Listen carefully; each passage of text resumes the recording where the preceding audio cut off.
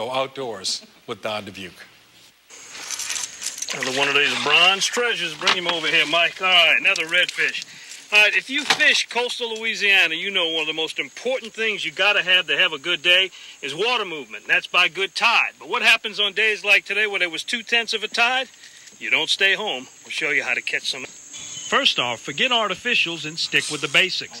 Live bait on the bottom in deep water and under a cork in shallow water. See my shrimp jumping? That's a good sign. When there's no or low tidal range, Captain Mike Gallo says fish in areas that by design will have moving water.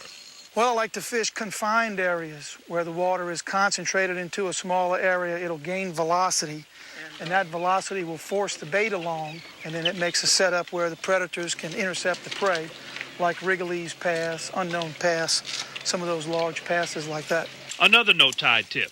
Fish in areas where fish feeding is less affected when tide range is high or low.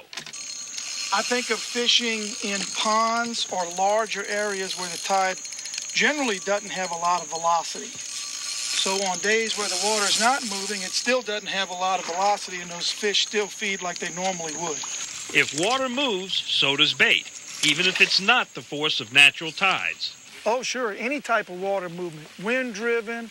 A storm could be 20 miles away and push water in this direction or pull water. Any type of water movement will help us out. Yeah, now there you go. So remember, if the tide is slack, that doesn't mean you got to stay home. You can come out here to the Biloxi Marsh, rig up like Captain Mike, and you'll catch these.